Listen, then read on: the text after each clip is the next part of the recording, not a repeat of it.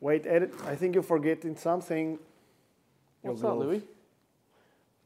Oh, gloves. Aye, aye, aye. You know I'm not a fan of gloves, but... You have to. I know.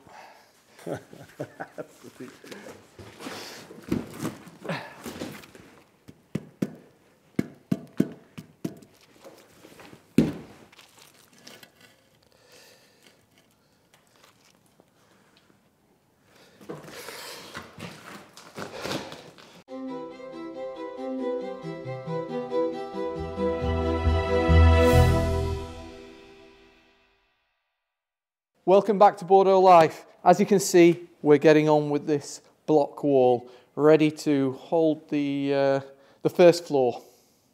So as you can see, we're getting this wall up. It's been a bit boring work, so I've not bothered filming it, but we're getting there now. We're going to pour another lintel up top here, and it's going to be, obviously, the depth of the wood below the window.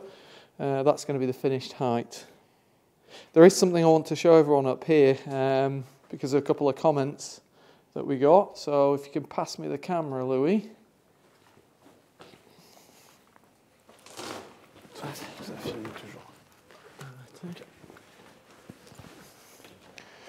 So we have tied this wall in with stainless steel rods that have been resined into the wall every kind of metre and every 3 courses. So there's another couple over there. And stainless steel so they don't rust and don't expand in the stone. And of course that ties this big wall here into this wall here, which in turn is horizontally tied into the beams coming across. So yeah, just explained about the stainless steel rods into the wall. I'm using a string to keep my blocks straight, so they're not like this. And yeah, this is a kind of method that we use, or a technique that we use in France, and that is, you know, people are saying, why are you not buttering up the edges of your block, your cinder block? Buttering up means putting sand and cement mix on the end of the block. Well, I'm not doing that because there's a special cavity made. I'll show you in a second, but there's a special cavity made, and basically that cavity leaves a space for you to put some concrete in, and the 2 blocks are then kind of stuck together. It's all very strong that way.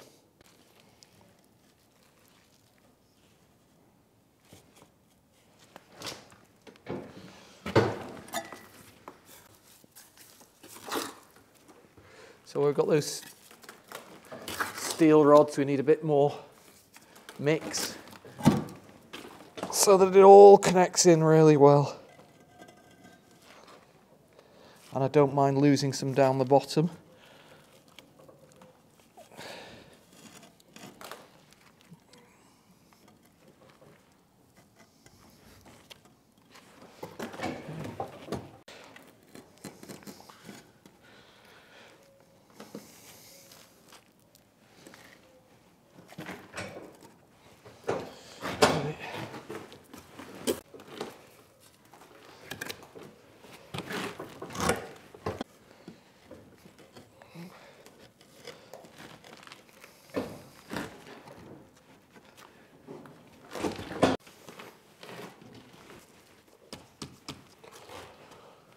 Okay, so we've finished that line now. Let's go back and fill in the holes.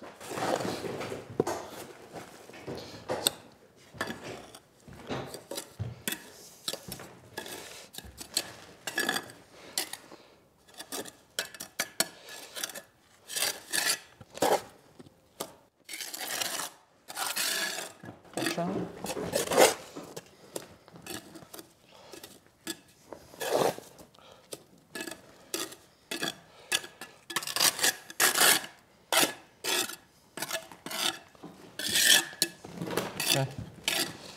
Yep.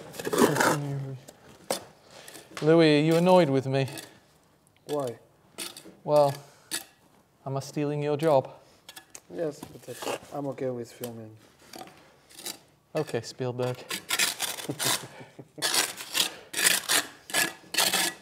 Traveling? No.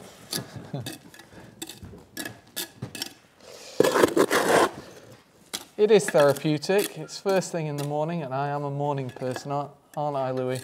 Yeah. Much better mood in the morning. Oh, yes.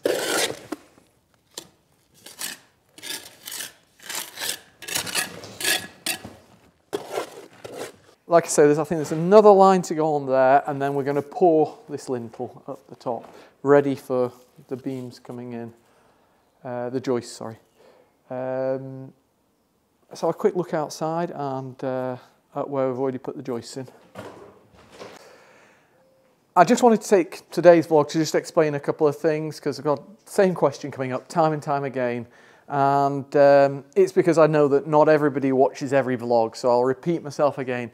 This area here, I've had some people say, why don't you put a lovely glass kind of veranda on here, and it'll expand all of the kind of living space. It then gives us probably another 25, 30 meters squared.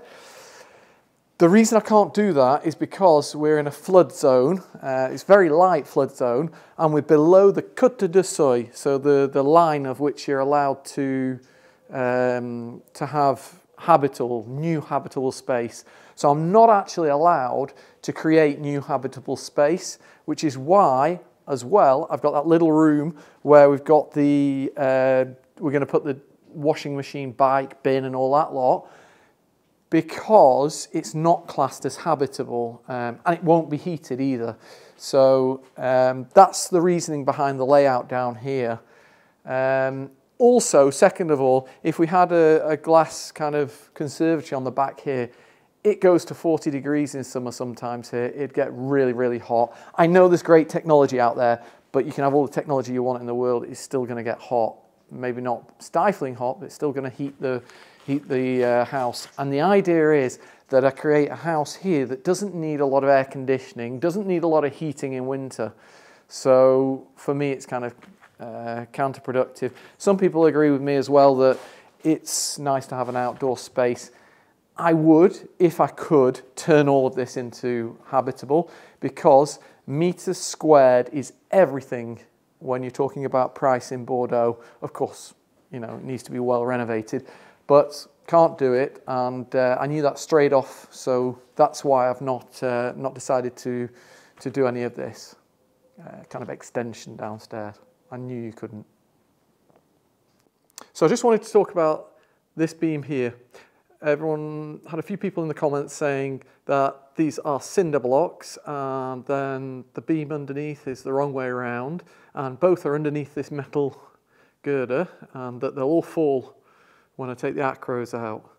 Well, these are not cinder blocks, they are a lintel, so there's concrete and metal in that lintel, and this wood here is literally just there whilst I have the acros to hold those up, let the concrete go off and cure, and then in a week or two's time we'll be taking those acros out and the lintel will stay up on its own underneath the metal beam, and it's really not a problem.